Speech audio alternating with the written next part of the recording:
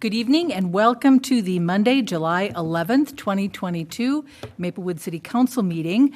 It has been a busy 2 weeks since our last council meeting.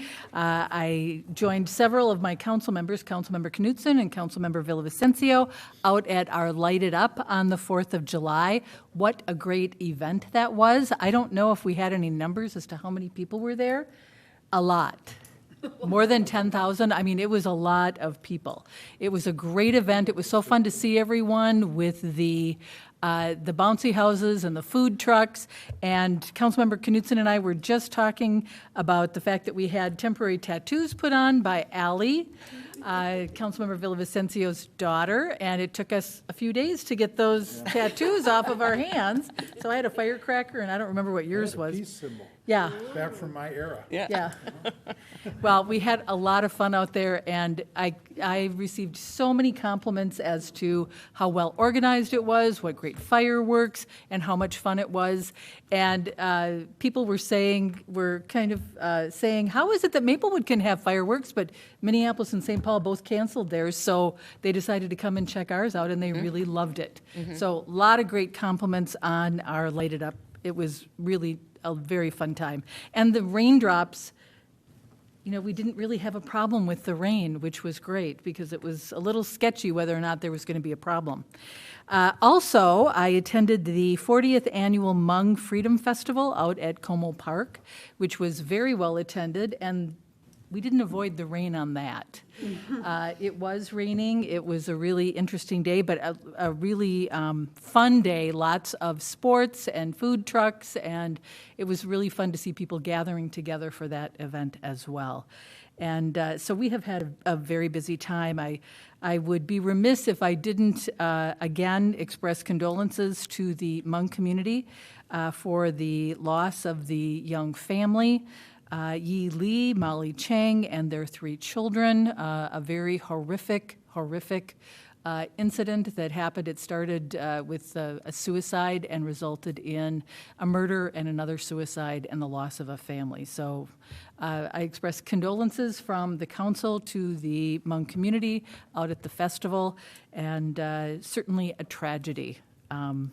So with that, we are going to start our meeting with the Pledge of Allegiance. Would you all join us, please? I pledge allegiance to the flag of the United States of America and to the republic for which it stands, one nation, under God, indivisible, with liberty and justice for all. Thank you. City Clerk Sint, would you please do the roll call for us? Villavicencio. Here. Councilmember Cave. Here. Councilmember Juniman. Here. Councilmember Knutson. Here. Mayor Abrams. I am here as well. Did you notice how she bounces around to see if we're paying attention? Wants to keep us on our toes. That's good. That's good. Council members, is there a motion to approve the agenda? Second. Moved by Knutson, seconded by Juniman. The motion to approve the agenda. Is there any discussion or any additions? I know I have 3 myself. Oh, I had one for... Okay, Councilmember Villavicencio, what's yours? About the farmer's market. Okay. And I would like to add the fire station, the ribbon cutting that we're going to have. I'd also like to add the meeting that I had earlier today with the Regional Council of Mayors and our superintendents. And the third thing I'd like to add is the meeting I had later on this afternoon with Congresswoman Betty McCollum and Attorney General Keith Ellison. It was a gun round table that was held here at our Maplewood Library. So with that, we've got I'm sorry, Councilmember Juniman. Some of us do use our lights. But we have them, of course. Yes. National Night Out and water use and your lawn. Okay. Any other additions? Okay, then council members, we have a motion and a second. All those in favor signify by saying aye. Aye. Any opposed? Motion passes. Moving on to approval of the minutes. First, we have the June 27th, 2022 City Council Workshop Meeting Minutes. I move approval. Second. Moved by Juniman, seconded by Cave, the motion to approve the June 27th, 2022 City Council Workshop Meeting Minutes. Is there any discussion? Hearing none, all those in favor signify by saying aye. Aye. Motion passes. Any nays? Okay, moving on, the June 27th, 2022 City Council Meeting Minutes. I move, go. I heard a mumble, I can't I move tell. approval. Second. Moved by Cave, seconded by Juniman, the motion to approve the June 27th, 2022 City Council Meeting Minutes. Is there any further discussion? Hearing none, then all those in favor signify by saying aye. Aye. Any opposed? That motion passes as well. Moving on to administrative presentations, our council update, our council calendar update. City Manager Coleman. Thank you, Mayor Abrams, members of the City Council. This is just to give you a preview of what's coming up at our next meetings and other opportunities where there may be a quorum of the council. July 21st is the fire station grand opening, and I think the mayor's going to talk to this, but I would like to just ask on behalf of Chief Mondor, if you are attending and you would like a speaking part that day, please let me know so he can plan the agenda accordingly. Right now, I told him I thought you would like to speak and I would like to speak, but if any of the others would like to, Kathy, okay. I didn't hear the first part, I'm sorry. Would you like to speak at the grand opening of the new fire station Oh, ceremony? yes. Thank you for that.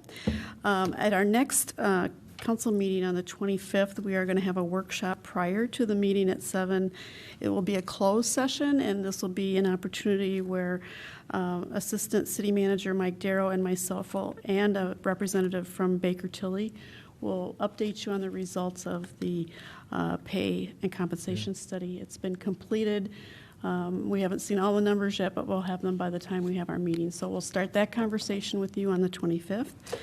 We'll also, on August 8th, workshop, have an update on the scattered site housing, which we'll be bringing back the students to talk to us a little bit more about that. And we're also going to have an update on our diversity and equity and inclusion initiatives, give you a little idea of where we're going with those.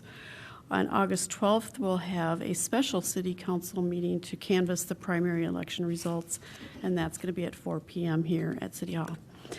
Under council calendar are the comments. This is where you ask us to do research on specific topics. The 3 that we're working on include the research on lead pipe replacement programs, and we have a lot of information gathered on that. And St. Paul Water's been very helpful as well, providing us information. So we'll be bringing that to you as soon as staff can pull that together. We also will be doing a homeless encampment update to the City Council on June 27th. And also, we're going to talk about the viability of reopening the Touch and See Room at the Maplewood Nature Center. Having a brief conversation with Audra on that. It looks like there's some big possibilities to do some of that. She's just trying to make it a more formal thing for your consideration, but we are looking at that. So at this time, Mayor, that's all I have. The Maplewood Living schedule is before you in this report. Other than that, I don't have anything else to say unless you have questions or comments for me. I'll go down for the speaker also at the fire station. Okay. Thank you. Thank you.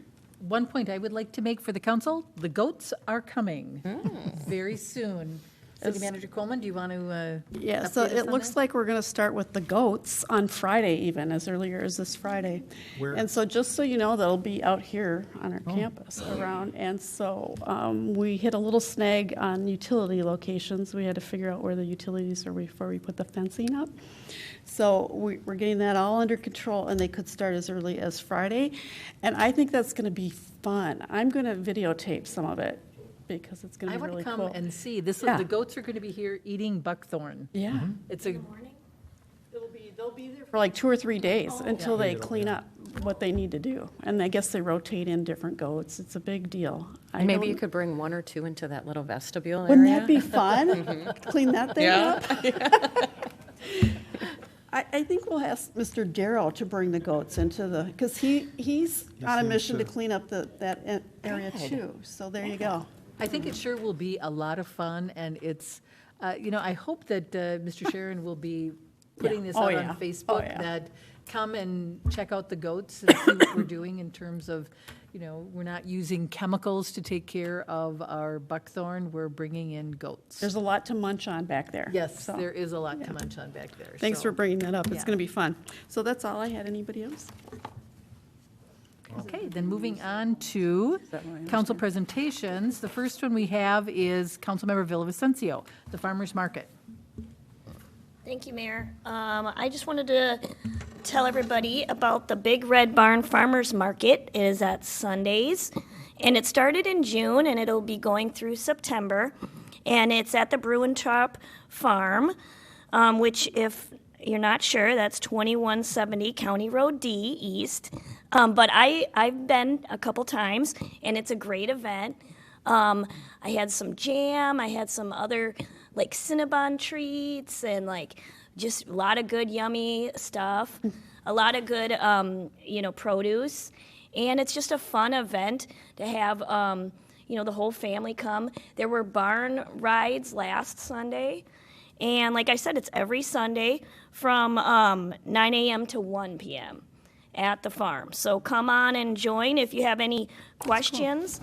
The executive director, TJ Malasky, he is always up for questions or comments, and otherwise come by and hang out at the farm.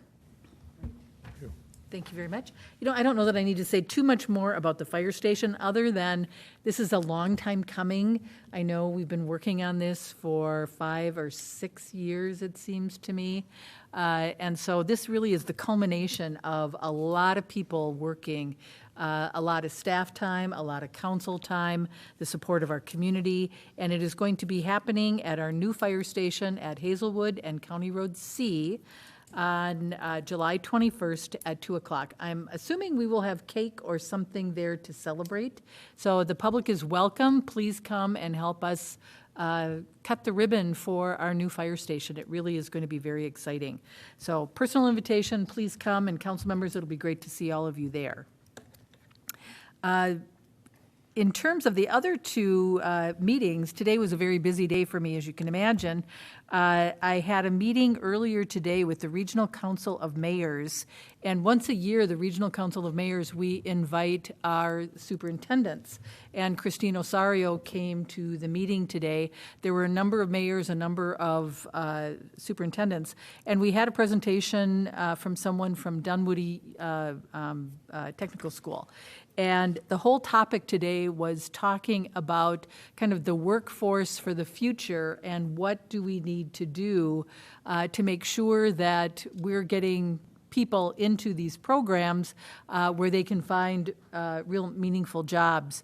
And so we certainly had an excellent conversation about it. I talked a little bit, I shared that several years ago, pre-pandemic, we had a job fair here that we partnered with our city, or with our school districts, to really highlight and showcase city jobs, to get people interested, high school kids, interested in the possibility, even learning about city jobs.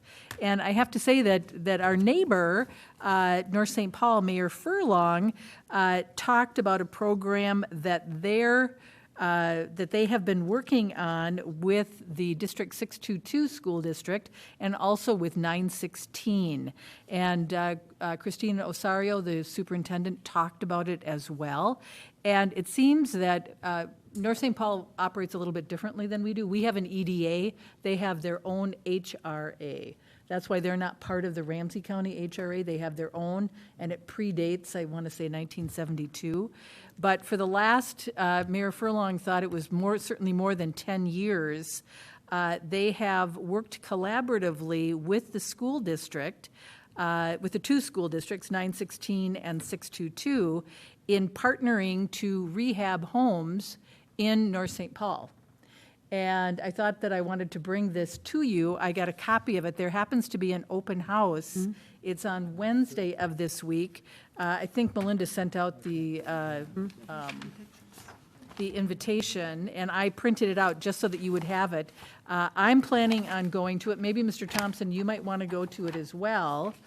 The way the program works is that the city of North St. Paul purchases a house, and it is a house, Mayor Furlong described this house where there's going to be a tour. It was I believe it was a derelict house. It was really in disrepair. And they bring, the city of North St. Paul their HRA purchases the house, and then students in the construction occupations come and they actually rehab the house. They've rehabbed houses, and they have built houses from the ground up. And so it's a great hands-on learning experience for people interested and talented in the trades. And Mayor Furlong indicated that they have now rehabbed 12 houses in the city of North St. Paul, which is really very impressive.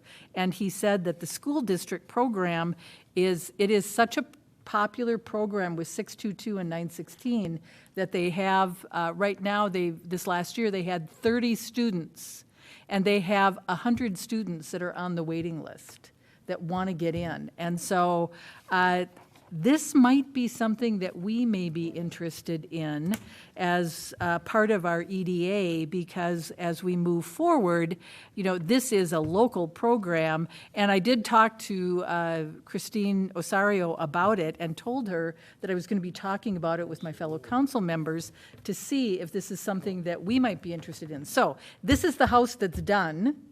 And you have an opportunity to tour it on Wednesday from 4:30 to 7. It's located in North St. Paul, and the students who actually worked on the project are going to be there. And she said that they take such pride in it because they'll show people around and show what they did in terms of, I did this molding, and I framed this part, and I did that, and I did this plumbing. So the house is all done, and Mayor Furlong talked about this as just being a really successful program to get local kids into the trades, and it also turns around a house in a neighborhood that really needs some special attention and some love. So I would encourage all of you, if you can, to please go to this open house celebration, 4:30 to 7. Go and check it out, and maybe we can have some discussions. Maybe Mr. Thompson could even look into this along with, I know we're going to be talking at our next EDA meeting about the students from the University of Minnesota. This might be something, another opportunity. Mayor Furlong just had lots and lots of great things to say about this, what a collaborative effort it is, and how important it is because it gets families back in some of these derelict homes. So that's one thing. Two people wanted to comment on that. Councilmember Juniman. Thank you, Mayor. This is a little different, and this is the long ago and far away. But up on County Road D, just west of McKnight, I think it's 2 lots in the long ago and far away. A contractor bought that lot, and then the students from then 916 and Century did the house. So that was long ago, was the start of it. That was a brand-new house. Okay. But I can see why this is a natural evolution, and it would be a great thing to get in on. Century College is also involved in this, as is St. Paul College. Mm-hmm. So it's a collaboration of a number of different. Well, that was a really lovely home, too. Yeah. Christine Osario says that this is a really fantastic home, so I can't wait to go see it. Councilmember Knudsen. A couple questions. One is there intention to make this market rate? Or what is is it to be sold at market rate, or is it It's affordable, to or- turn it back. This house is market rate. I didn't, I was at a meeting and I was learning about this, and I asked Christine Osario if she would please forward this to me, the information. So I don't have all of those details. That's something that needs some additional information. But this could be something, in addition to what the college students are talking about, I know that we have a number of homes that could be, good candidates for something like Well, this. the great thing about this is something tangible. Mm-hmm. I mean, we got all kinds of theories about how this should work, and a stock of 47 homes that could be turned.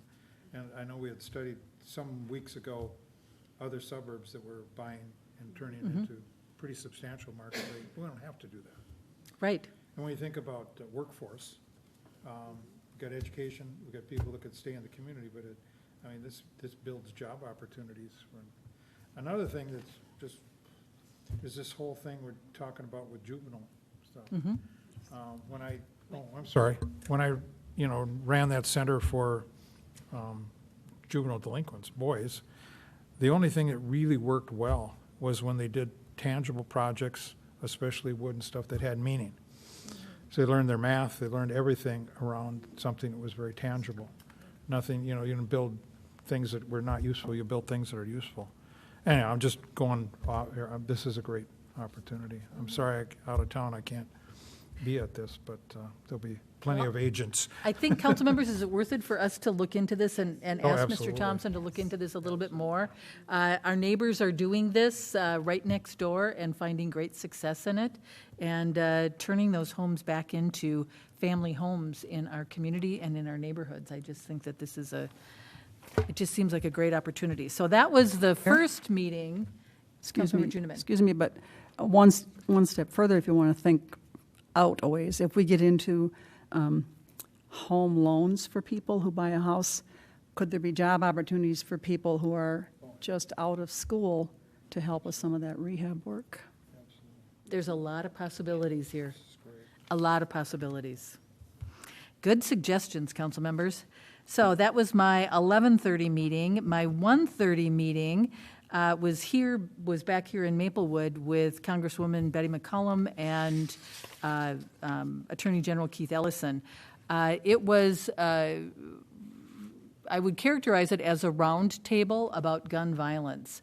The people that were invited to join, there were 5 students from Matamidi High School that came and spoke. There were a number of different organizations that were represented. 2 county commissioners were there. There were 2 legislators that were there. It was in the meeting room over at our Ramsey County Library here in Maplewood. And the whole point was to get people together and start talking about what we can do in our communities about gun violence. And as you can imagine, there are a lot of different ideas about it. And some people's idea is to start with the guns. And one of the things that I suggested was maybe going upstream a little bit and looking at this from a mental health perspective. And I shared certainly that the incident that we had here in Maplewood started with a gun, a suicide, and other people had, all sorts of different, really valuable perspectives. There were representatives from our communities of color talking about the fact, as I recall, that black males make up about 4% of the population, yet represent 43% of the homicides in our metro area. And really a very startling number. And so I guess one of the things that I was talking about was mental health. And I did so because we had 2 legislators there, and our legislators, including our local legislators, just approved $85 million for mental health services. And I think one of the focuses that I wanted to make sure was discussed is how do we get people to stop pulling the trigger? That's not the answer. And so it certainly was, I think, a very valuable discussion, a lot of different perspectives, and I know Congresswoman McCollum is having a variety of these kinds of roundtables. But there was an awful lot of shared experiences. And I have to say it was a very valuable opportunity to sit and listen to all of the different perspectives because we all have different opinions on it. We also have very different experiences concerning gun violence. There were some people that talked about PTSD. Certainly other folks talked about mental health issues and concerns. And so I think Congresswoman McCollum was looking for ideas on different kinds of things that she can do. I know there was a representative from the county attorney's office because Congresswoman McCollum was able to secure funding for some anti-violence types of actions in the county to help the county fight gun violence. And so there was a little bit of a discussion about that as well. So it was a very busy day, and now tonight we have a council meeting. So I think I covered, yep, those are my 3 topics. Councilmember Juniman, you're next. Thank you, Mayor. Well, here it is, one more time. We're getting closer. The reminder that on Tuesday, August 2nd is National Night Out, and you can go online and register your party. I hope we're getting registrations. I hope you are activating your neighborhood. From lots of neighborhoods, it's been a while since people have been together, and I've heard from a couple that they are actually getting right out there and they're reactivating the potluck, so that means we must be back. Anyway, it's a good time to meet your neighbors and meet staff people from police, fire, EMS, city staff. We float around. It's just a good time for people to be together and make some connections with the city and with each other, and hopefully more permanent connections come out of it. And then, water use in your lawn. I think ours got watered now, not too long ago. It was pouring. But as we all know, we're in drought one more time, and there was an expert from the university briefly on the news the other night talking about watering your lawn and talking about how we can conserve water and have a healthy lawn. And he gave a lot of don'ts, like don't cut your lawn too short. I live in a neighborhood that's full of don'ts, might I say. You don't have to skin it to cut it, and they even recommend letting it go longer. Don't do it every week in this kind of heat, because it shades itself if you let it get a little longer.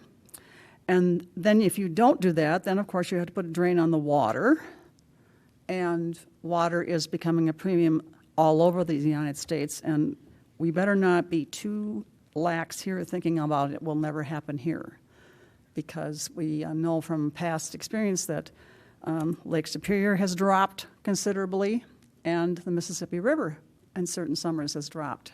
And that happens to be our source of water. And personally, I'd rather have some to drink than water my lawn, but we have to get new habits. And so it's like this drought is kind of pushing us to do that. And he suggested your lawn needs 1 inch a week if you want it to be lovely. It doesn't have to be an inch every week if you don't care about the lovely and you just want to keep it going. And he said, do not water it in the evening, because then it stays wet all night and you can get fungus. And do not water it at noon, because you know where the water goes, up in the air and doesn't come back down. He said between the hours, this is going to be painful, but whatever, between the hours of 4 and 7 a.m. So I suppose you could get up, put your sprinkler on, and then before you leave for work, turn it off. But he was very emphatic about early morning hours only. And then don't just throw a little on and leave it. You know, you have to put enough on to make it worthwhile, or you're better off not watering at all. So if we want healthy lawns and we want to conserve water, the expert says those are the habits. Thank you for that. Okay, we're done with council presentations. Moving on to the consent agenda, we have 9 items. Is there a motion on the consent agenda? On motion consent agenda items G1 through 9. Second. Moved by Cave, seconded by Juniman. The motion to approve consent agenda items G1 through 9. Is there any further discussion? Councilmember Juniman. I would like to question both G8 and G9, the conditional use permit review. Okay, then let's move to that. I'm going to assume those are yours, Mr. Thompson. Thank you, Mayor and members of the council. For the first one, G8 is a conditional use permit review for Hosanna Karen Baptist Church. It's on Jarvis Court. It's actually just west of the Moose Lodge site, which is G9. It was back in 2020, December of 2020, the city approved a conditional use permit for the operation of a church on that site. There are a couple there's some parking lot striping that still needs to occur within the parking lot. We're not aware of any parking issues that have occurred, but they need that striping to happen. So we're recommending continuation for an additional year so they can comply with that condition. We'll bring it back to you to ensure that they comply with that requirement of the CUP. And then it also said something about had not yet built the trash enclosure. Oh, that's correct. That was the second item. If that was part of the original conditional use permit issued, is there a reason why it hasn't been done yet? It is done. I work at the Moose Lodge, I see it, they just finished their trash enclosure. Thank you. Our letter worked. Okay, thank you, because that was my concern. Yes. And then on the Moose Lodge one, it says, it's pretty general, and I'm not too worried about it, but it says both interior and exterior work needs to be done. I'm just asking about what exterior site work remains. Mayor and council, it's primarily the parking lot. So as you recall, the parking for that Yes. building was inadequate to support the club. And so they need to expand the parking lot onto the back of the property along Highway 36 in order to provide sufficient parking to meet the parking requirements of the lodge. But they aren't having any issues at the moment. No, I think it's just I think the administrator, I think Gary, you could speak to the specifics. I think it's a funding and financing of the parking lot improvements. So I have the financing for the parking lot. Shan Finwell is holding everything up. Everything. Have to come up to the mic. You know, would you like to come and join us? Could you give us your name, please? Gary Leonard, I'm the administrator at the Maplewood Moose Lodge. I've sent her everything she's asked for. 10 days, she hasn't responded to me. She hasn't got a hold of my excavator contractor. He's upset. I'm upset. You know, it took me a hard time to get $165,000 for this lot, and now she's just not doing her job the way I see it. You know? Well, you know what, what we'll have is we'll ask Mr. Thompson to check into that, and he can Thank get you. back to you tomorrow. Does does Mr. Thompson have your contact information? I think you do. Yep, I Okay. do. We will make sure that he gets a hold of you, Thank okay? you. Thank you. Okay, She's on vacation. I think we let people go to vacation. Okay, I just wanted to know what was going on. Thank you. thank you, okay. Then, council members, let's take a vote. All those in favor of G 1 through 9, please signify by saying aye. Aye. Aye. Any opposed? Okay, the consent agenda is passed. New business. We have the Ramsey County Cooperative Agreement right-of-way acquisition for White Bear Avenue improvements. Mr. Love. Yes, Mayor and Council, so Ramsey County is leading this improvement project. I have a map up on the screen here. The streets in red are part of the project. We have White Bear Avenue between Larpenter and Frost Avenue, as well as a portion of Larpenter and North St. Paul Road. So Larpenter Avenue and North St. Paul Road will be reconstructed as part of this project, and White Bear Avenue is a concrete pavement repair project. The project includes ADA upgrades, utility improvements, traffic signal upgrades, new sidewalk along both White Bear and Larpenter. So the proposed project does require additional right-of-way. The county's cost participation policy is a 50-50 split for these items. It's estimated that the right-of-way will be $1,130,187. So the city and the county would both split that cost. The costs will be funded through our municipal state aid funds, and they're accounted for in our draft CIP as part of the overall White Bear Avenue project. The city attorney has reviewed this, and staff does recommend approval of the agreement. With that, I'm available for any questions. Council members, do you have any questions? Councilmember Juniman. Was this part of their calendar of, needed repairs, or did people finally lose enough wheels and hubcaps in White Bear Avenue, Larpenter? Mayor and council, so this is part of their TIP plan, which is like their version of our CIP plan. Okay. So it is something that they've been Yes. working on for a bit. It's long. Yep. Did I mention long, overdue? Okay. Councilmember This is great. Knutson. I just want to comment that it seems to me, looking at through all this is a pretty good deal for us. Mayor and council, I believe it is. There's right-of-way that's going to make room for the new sidewalk along White Bear Avenue, and that is going to provide an important pedestrian connection. Yes. Yeah, I mean, given our development plan and how we redo streets and all that, it seems to fit pretty nicely. Thank you. Councilmember Cave. And just a quick comment on the same thing Bill said is I think it's great that with the pedestrian sidewalks and everything there, they're so desperately needed, and White Bear too, so good project. Thank you. Would someone like to make that motion? I move approval of the Ramsey County Cooperative Agreement for right-of-way acquisition for White Bear Avenue Improvement City Project 19-26. Second. Any further discussion? Hearing none, all those in favor signify by saying aye. Aye. Aye. Any opposed? The motion passes. Council members, we have gone through our agenda tonight, and we are able to adjourn. Good meeting, everybody. Thank you for the offer, dear. I'm not doing anything until the